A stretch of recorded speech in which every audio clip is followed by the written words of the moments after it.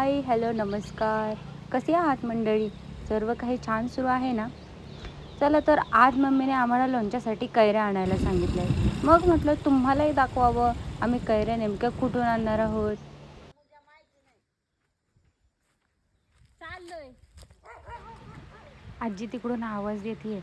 राखी, तुला काय म्हणजे माहीत नाही का? मग काय, घेतली खुडी आणि आलो कैऱ्या काढायला.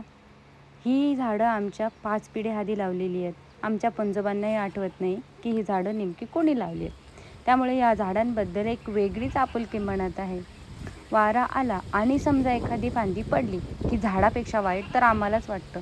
जितकं जास्त जपता येतील तितकं जास्त आम्ही जपण्याचा प्रयत्न करतो.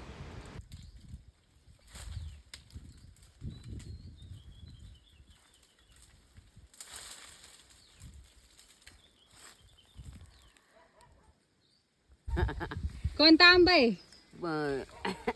अगं मुंजे आंबा. आमच्या सर्व झाडांपैकी हा मुंजा आंबा लोणच्याला वापरला जातो. आता एवढ्या सगळ्या कैऱ्या गोळा करून झाल्या आहेत. याचं काय करायचं आजी? याचं काय करायचं?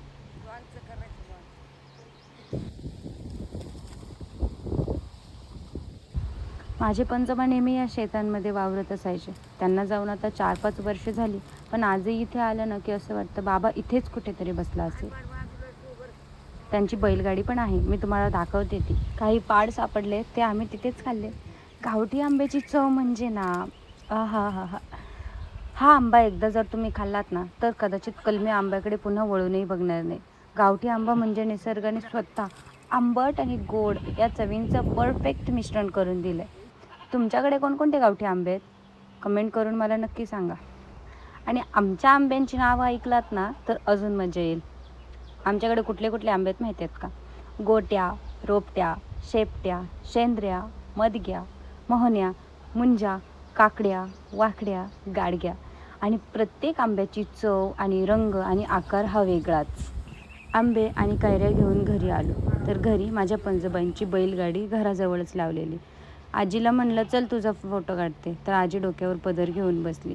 अगदी साधी भोळी, टेक्नॉलॉजीचा टीसुद्धा न समजणारी पण आयुष्याला गोडवा देणारी ही शेवटची पिढी. ही माझी पणजी आहे, जाया आजी. तिच्यासोबत गप्पा मारता मारता काही पाडही खाल्ले आणि वेळ कसा गेला तेही समजलं नाही. चला आता आवरतो, घरी जायचंय, नाहीतर वाघोबा हजेरी लावतील रस्त्यात. चला भेटू आता नेक्स्ट व्लॉगमध्ये. तोपर्यंत काळजी घ्या. Bye bye. Thank you for watching.